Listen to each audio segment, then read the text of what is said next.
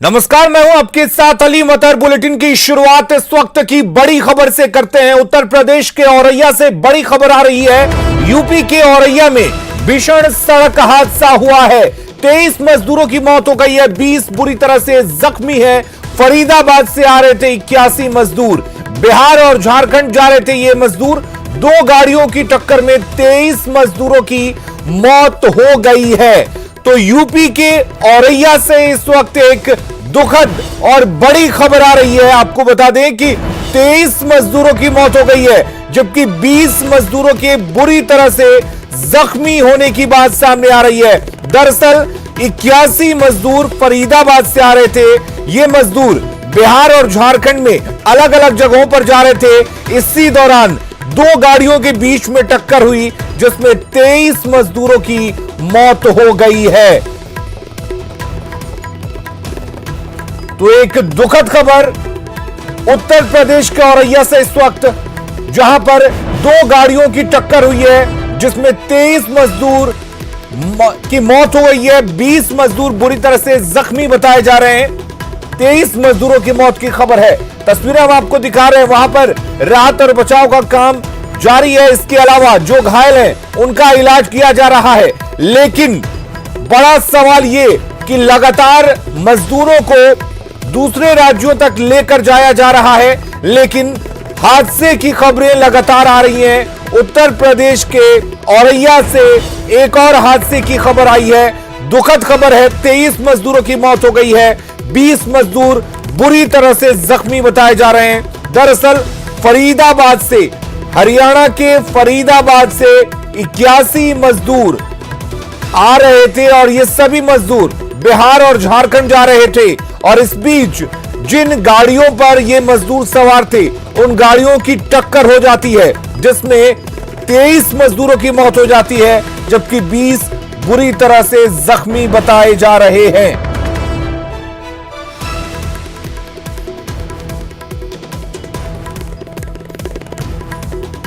तो उत्तर प्रदेश के औरैया से इस वक्त हम आपको एक दुखद और बड़ी खबर बता रहे हैं। उत्तर प्रदेश के औरैया में एक बड़ा सड़क हादसा हुआ है, जिसमें 23 मजदूरों की मौत हो गई है, 20 बुरी तरह से जख्मी बताए जा रहे हैं। किस से एक्सीडेंट हुआ? टक्कर मार दिया गाड़ी में। कौन सी गाड़ी पे थे आप लोग? क्या हुआ? आपकी भी बोरे में जी? आपकी भी बोरे में ऊपर में। अच्छा। किसने भाई टक्कर? गाड़ी में पीछे से टक्कर मार दी, इसके बाद नीचे में पलट खा गया। उस ट्रक में कितने लोग बैठे हुए थे आप? 40-25 में। तो उत्तर प्रदेश के औरैया से ये बड़ी खबर आ रही है, जहां पर एक भीषण सड़क हादसा हुआ है। हालांकि टक्कर किस तरह से हुई है ये अभी तक पता नहीं चल पाया है, लेकिन जो शुरुआती जानकारी है उसके मुताबिक ट्रक पर माल लदा हुआ था और उसके ऊपर 30 से 40 की संख्या में मजदूर बैठे हुए थे, बाकी दूसरी गाड़ी पर बैठे हुए थे। इस दौरान दो गाड़ियों की टक्कर होती है, जिसमें 23 मजदूरों की मौत हो जाती है, जबकि 20 बुरी तरह से जख्मी बताए जा रहे हैं। आपको बता दें कि 81 मजदूर हरियाणा के फरीदाबाद से आ रहे थे, जो बिहार और झारखंड के अलग अलग जगहों पर जाने वाले थे। इस दौरान दो गाड़ियों की टक्कर होती है, जिसमें 23 मजदूरों की मौत हो जाती है, 20 बुरी तरह से जख्मी होते हैं। इससे पहले भी आपको बता दें कि बीते कल मुजफ्फरनगर में एक हादसा हुआ था। लगातार इस तरह के हादसे की खबरें आ रही हैं। जो छोटा ट्रक था उसमें लोग कैंटर में जो दिल्ली से आए थे जी, तो वो ढाबे के पास रुक के चाय वाय पी रहे थे। पीछे से एक ट्रक, बड़ा ट्रक जिसमें कि चूने के बोरे लदे हुए थे, राजस्थान साइड से राजस्थान के नंबर है, उसमें कुछ जो लोग बैठे हुए थे, वो ट्रक पीछे से आके इनसे टकराया। तो शायद ड्राइवर को नींद जबकि अपनी को चाहिए होगी, साइड में था, ट्रक से साइड में खड़ा हुआ था, हाईवे साइड में था, उसमें भी टकराने से घटना हुई। तो इसमें जो टोटल हुआ है, इसमें 23 कैजुअलिटी हुई है। 15 को हमने सेपरेट रेफर करा, जिनके ज्यादा फ्रैक्चर है और माइनर फ्रैक्चर, माइनर उसके 20 लोग यहाँ एडमिट है हमारे 20 लोग यहाँ एडमिट है और 15 लोग सेपरेट रेफर। सर अनुमानित कितना आंकड़ा पहुंच सकता है? अभी रेस्क्यू जारी है आपका? कितनी अब सारे हो चुके हैं, वहीं से हम 2 घंटे वहीं थे, तो सारा चेक कर लिया, वहाँ ऐसा कोई भी नहीं, सब जितने भी लोग थे सब यहाँ आ चुके हैं, जैसे किसी की डेथ हो गई और जिनको ट्रीटमेंट की जरूरत थी उनको सही जगह पहुँचा। क्या सर किसी व्यक्ति जो डेथ हुई, फैसिलिटी हुई है जिनकी, क्या किसी के आईडी कार्ड से आईडी कार्ड तो दिख रहे हैं, ये सब किसी के घर वालों से संपर्क हो पाएगा? अभी करवाते हैं। कुछ तो परिवार वाले, कुछ लोग साथ में ही थे, कुछ परिवार वाले यहाँ एडमिट भी हैं वापस में। बाकी ये मैक्सिमम लोग एक तो बिहार, झारखंड और वेस्ट बंगाल के थे जो अलग अलग जगह कार्य कर रहे थे, उधर की साइड जा रहे थे।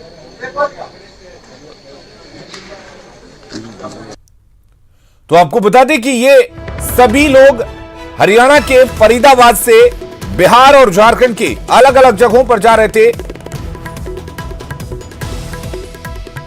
और आपको बता दें कि इन 81 मजदूरों में जो बात अभी सामने आ रही है उसके मुताबिक बिहार, झारखंड और पश्चिम बंगाल के अलग अलग जगहों के ये मजदूर थे और फरीदाबाद से ये वापस अपने घर जा रहे थे, जिस दौरान ये बड़ा हादसा हुआ है। अगली खबर का रुख करते हैं। कोरोना संकट और लॉकडाउन के बीच पढ़ाई को लेकर परेशान छात्रों को पटना प्रशासन ने बड़ी राहत दी है। कमिश्नर संजय अग्रवाल ने ऑनलाइन पढ़ाई के लिए स्कूल कोचिंग खोलने का आदेश दिया है। साथ ही ऑनलाइन पढ़ाई के लिए स्टडी मटेरियल भी तैयार करने का निर्देश दिया है। फिलहाल छात्रों के लिए स्कूल और कोचिंग नहीं खोलेंगे। सभी निजी स्कूलों को ऑनलाइन क्लास कराने का निर्देश दिया गया है। सभी स्कूल प्रबंधन व्हाट्सएप, ईमेल और पोर्टल के जरिए ऑनलाइन मटेरियल छात्रों तक पहुंचाएंगे। साथ ही शिक्षकों के लिए भी गाइडलाइन जारी करते हुए उन्हें रोस्टर के हिसाब से स्कूल जाने का निर्देश दिया गया है।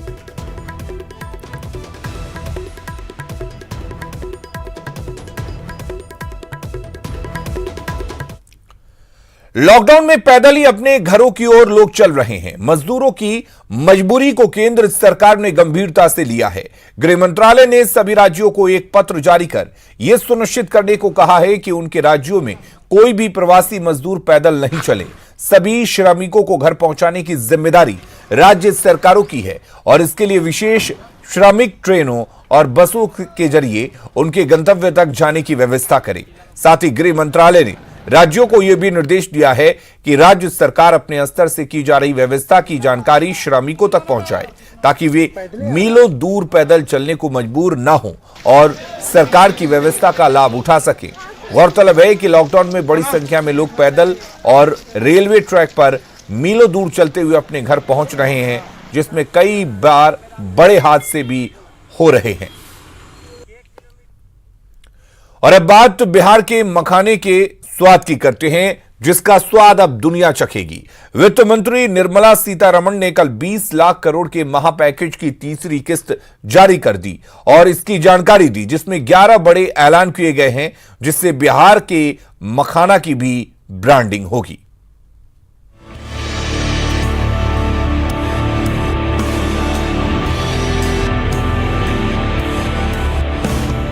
सेहत से भरपूर बिहार का मखाना अब ग्लोबल होने को तैयार है। क्षेत्रीय और स्वदेशी उत्पादों को बढ़ावा देने के लिए प्रधानमंत्री नरेंद्र मोदी ने जो लोकल के लिए वोकल होने का मंत्र दिया, उस पर अमल करते हुए वित्त मंत्री निर्मला सीतारमण ने 20 लाख करोड़ के महापैकेज से माइक्रो फूड प्रोसेसिंग यूनिट के लिए 10,000 करोड़ की राशि दी है, जिससे स्थानीय उत्पादों और कंपनियों को बड़ी मदद मिलेगी और इसमें बिहार के मखाना की ब्रांडिंग को टॉप में रखा गया है। Let us say if it is Bihar, makhana is considered to be one of the very nutritious food without any calorie concerns. One can always use it as a snack. And therefore in Bihar the cluster would aim at makhana cluster. गौरतलब है कि दुनिया भर के 80% मखाने का उत्पादन सिर्फ बिहार में होता है। मधुबनी, दरभंगा, समस्तीपुर, सुपौल, अररिया, सहरसा और कटिहार में सबसे ज्यादा खेती होती है और इसको बढ़ावा देने के लिए एक क्लस्टर बनाया जाएगा। साथ ही वित्त मंत्री ने कृषि इंफ्रास्ट्रक्चर के लिए 1 लाख करोड़ और पशुपालन के लिए 15,000 करोड़ की राशि दी है, जिससे मखाना के साथ ही बिहार के कतरनी चावल, मधुमक्खी पालन, फिशरीज को भी बढ़ावा मिलेगा। तो हर राज्य का जो ऐसे लोकल स्थानीय जो उत्पाद है उसको एक अंतर्राष्ट्रीय बाजार देने के लिए, उसको प्रोत्साहित करने के लिए 10,000 करोड़ रुपए का प्रावधान किया गया है। किसी रोग निवारण के लिए इतना बड़ा कार्यक्रम नहीं चला है जो प्रधानमंत्री के नेतृत्व में अभी animal husbandry, dairy and fishery को 53,000 करोड़ का पैकेज दिया गया। उत्तर बिहार में मखाना की खेती होती है, वहीं पर आम है, केला है, लीची है जाकर के, कहीं पर हल्दी है, कहीं ओल है जाकर के। मैं देख रहा हूँ कि बिहार में और बड़े पैमाने पर हर जिलों को अलग अलग फसलें जाकर के। पिछले साल 3 मार्च को पटना में संकल्प रैली के मंच पर जब पीएम मोदी के स्वागत में उन्हें मखाना की माला पहनाई गई थी तो किसी ने सोचा भी नहीं था कि संकट के सबसे बड़े दौर में मिथिलांचल के लोगों का ऋण उतारने के लिए प्रधानमंत्री इस सम्मान के लिए इतनी बड़ी सौगात दे देंगे। अब बिहार का गौरव बढ़ाने वाले मखाना की खूबियों को जान लेते हैं। अमीनो एसिड से भरपूर मखाना इम्यूनिटी सिस्टम मजबूत करता है। इसमें दूध और अंडे के मुकाबले ज्यादा प्रोटीन पाया जाता है। इसमें चावल, गेहूं, सोयाबीन के मुकाबले ज्यादा पोषक तत्व हैं। मखाना एक मजबूत हेल्थ कवच है जो कई बीमारियों से लड़ने में मददगार है। हार्ट अटैक से लड़ने में मददगार है। हड्डियों और जोड़ों के दर्द में भी काफी आराम होता है। रात को दूध में मखाना मिलाकर खाने से तनाव भी कम होता है। Bureau report, news 18।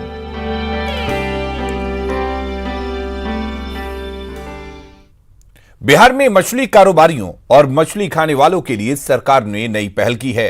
अब ऐप के जरिए लोगों को न सिर्फ उनके घरों पर ताजी मछली पहुंचेगी बल्कि मछली विक्रेताओं को एक बड़ा बाजार भी मिलेगा।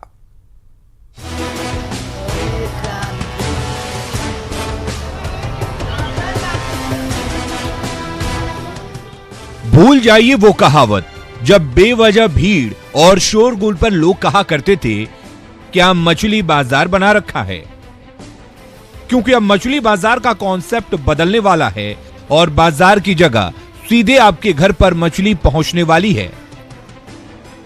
बिहार मत्स्य विभाग ने मछली के विक्रेताओं और मछली खाने वाले दोनों लोगों के लिए एक नई व्यवस्था लेकर के आया है।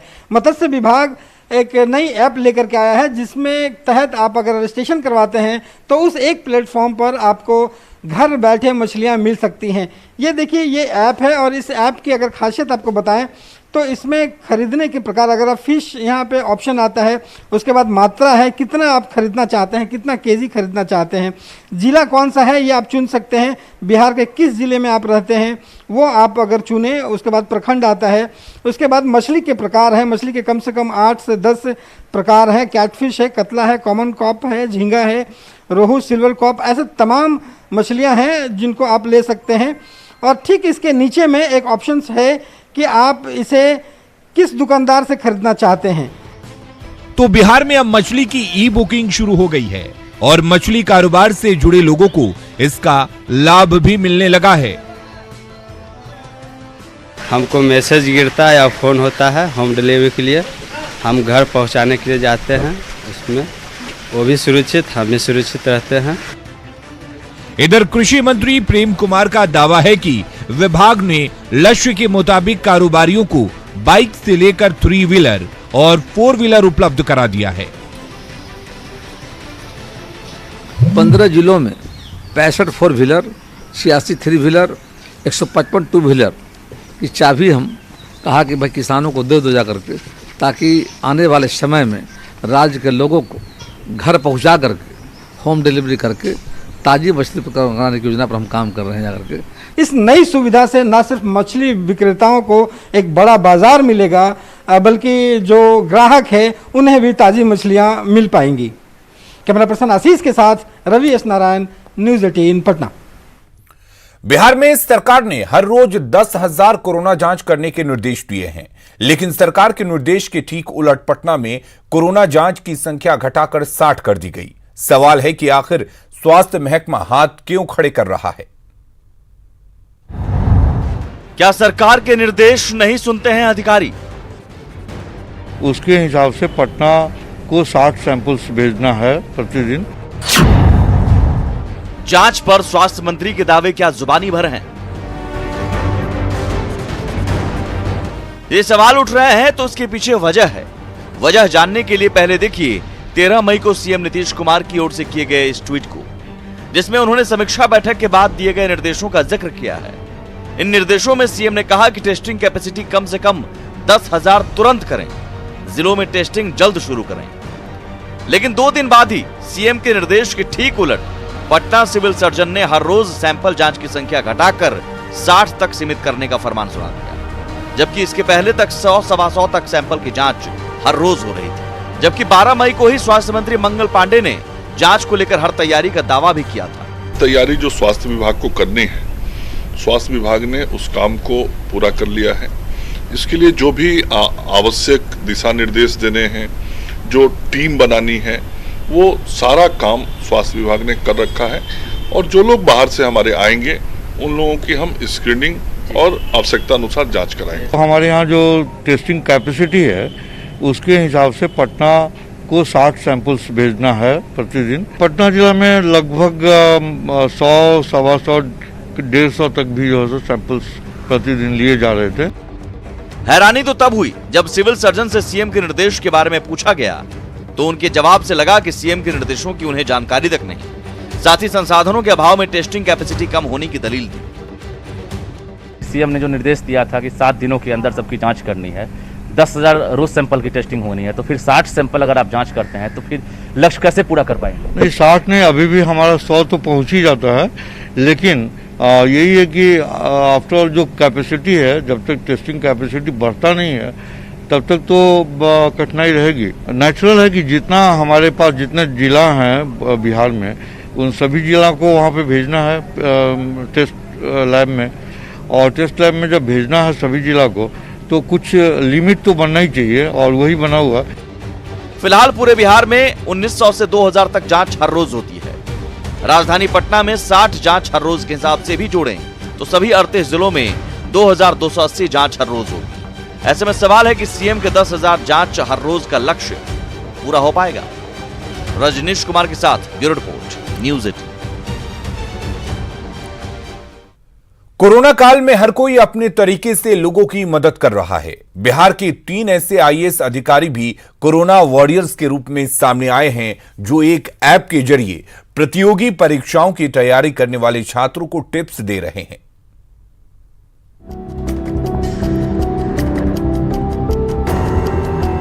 कोरोना बंदी में इन दोनों प्रतियोगी परीक्षाओं की तैयारी कर रहे छात्रों की मुश्किलें बढ़ी हुई हैं। ऐसे में इन छात्रों की मुश्किलों को आसान करने सिविल सर्विस के 3 अधिकारी आ गए हैं। आईएएस संतोष कुमार राय, आईआरटीएस विजय कुमार और आईएएस सुमित कुमार राय। तीनों अधिकारी बिहार के रहने वाले हैं, जिनमें गोपालगंज के रहने वाले विजय कुमार इन दिनों चक्रधरपुर रेल मंडल में डीसीएम के पद पर तैनात हैं, जबकि समस्तीपुर के रहने वाले संतोष कुमार राय अरुणाचल प्रदेश में एजुकेशन स्पेशल सेक्रेटरी के पद पर हैं।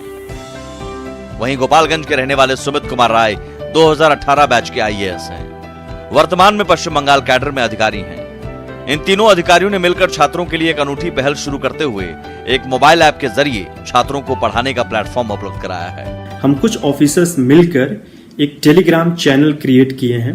इस चैनल को कोई भी स्टूडेंट्स, चाहे वो बोर्ड एग्जाम दे रहा हो या किसी कंपटीशन की तैयारी कर रहा हो, जैसे आईएएस, पीसीएस, बैंक, एसएससी इत्यादि, वो इस चैनल को ज्वाइन कर सकता है। हम सभी मिलके हमने एक छोटी सी पहल किया है। टेलीग्राम चैनल के माध्यम से हम लोगों ने ग्रुप बनाया है और हमें पूरी उम्मीद है कि आपको हम लोगों का ये प्रयास बहुत ही सराहनीय नजर आएगा। दरअसल टेलीग्राम ऐप से जुड़ने के लिए सबसे पहले छात्र को प्ले स्टोर के जरिए अपने मोबाइल में टेलीग्राम ऐप को इंस्टॉल करना पड़ेगा। टेलीग्राम ऐप को इंस्टॉल करने के बाद अधिकारियों द्वारा एक लिंक बनाया गया है। इस लिंक पर क्लिक करते ही कोई भी बिहार स्टूडेंट गाइडेंस ग्रुप में जुड़ जाएगा। ग्रुप में जुड़ने के बाद कोई भी छात्र इन अधिकारियों से वो अपने पढ़ाई से संबंधित जानकारी ले सकता है। कोई भी छात्र मुफ्त में इस प्लेटफॉर्म का इस्तेमाल कर अपनी तैयारियों को मजबूत कर सकता है। मुकेश कुमार, न्यूज़ 18, गोपालगंज। लॉकडाउन के बीच कोयंबटूर से श्रमिक स्पेशल ट्रेन से बिहार शरीफ पहुंचे श्रमिकों ने ट्रेन में कुव्यवस्था की शिकायत की है। मजदूरों का आरोप है कि बिहार में प्रवेश के बाद उन्हें खाना पानी नहीं दिया गया। हालांकि बिहार शरीफ रेलवे स्टेशन पर इन लोगों को भोजन पानी जरूर दिया गया। इन इस ट्रेन से नालंदा, शेखपुरा, नवादा, दरभंगा, जहानाबाद, पटना और वैशाली समेत कई जिलों के प्रवासी मजदूर लौटे हैं। स्टेशन पर उतरने के बाद सभी की थर्मल स्क्रीनिंग की गई। इसके बाद इन्हें उनके गृह जिले में क्वारंटीन सेंटर के लिए भेज दिया गया। हम लोग को खाना नहीं मिला है सर, विजयवाड़ा तक हम लोग को खाना मिला है, उसके बाद हम लोग को खाना उन्हें नहीं मिला है सर। गया में आने के बाद हम लोग को एक एक बिस्किट और एक एक केला मिला है सर, और एक एक पानी का बोतल मिला है, इसके अलावा और कुछ नहीं मिला है सर। हम लोग तमिलनाडु से आ रहे हैं सर। गोपालगंज में बिहार के बाहर से आ रहे मजदूरों की तादाद लगातार बढ़ रही है, लिहाजा जिला प्रशासन की ओर से लगातार व्यवस्था चुस्त दुरुस्त करने की कोशिश की जा रही है। बिहार के डीजीपी गुप्तेश्वर पांडे ने भी कल कुचायकोट के जलालपुर स्थित चेकपोस्ट का व्यवस्था का जायजा लिया और दूसरे राज्यों से आ रहे मजदूरों को भेजने की व्यवस्था, उनकी स्क्रीनिंग और रजिस्ट्रेशन काउंटर का निरीक्षण किया। इस मौके पर डीजीपी ने कहा कि सोशल मीडिया पर सांप्रदायिक सद्भाव बिगाड़ने वालों के खिलाफ कड़ी कार्रवाई की जाएगी। कोरोना से लड़ना है, इसीलिए मेरा ये भी अपील है आम जनता से, लोगों से, किसी तरह का ऐसा पोस्ट सोशल मीडिया पर नहीं डालें जिससे दो समुदायों के बीच में किसी तरह की नफरत की भावना फैले। ऐसे लोगों को पकड़ कर हम लोग जेल भेज रहे हैं, मुकदमा कर रहे हैं, स्पीडी ट्रायल करवा रहे हैं, गुंडा रजिस्टर उनका नाम भी पंजी में डाल रहे हैं। तो ये संदेश मेरा है। कोविड-19 के वैश्विक संकट के बीच भारत ने शुक्रवार 15 मई को ऐतिहासिक रिकॉर्ड बनाया। विश्व भर के बड़े बड़े देश जब लॉकडाउन में हैं, तब भारत में पहली बार ऑनलाइन नेशनल वुशु चैंपियनशिप का आयोजन किया गया है। पूरे विश्व में यह पहला मामला है जब वुशु का नेशनल चैंपियनशिप ऑनलाइन आयोजित किया गया हो।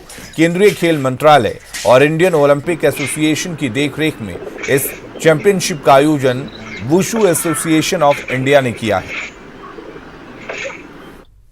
खबरें लगातार जारी हैं, बने रहिए न्यूज़ 18 बिहार झारखंड के साथ। न्यूज़ हेडलाइंस के प्रायोजक सच्ची सहेली महिलाओं के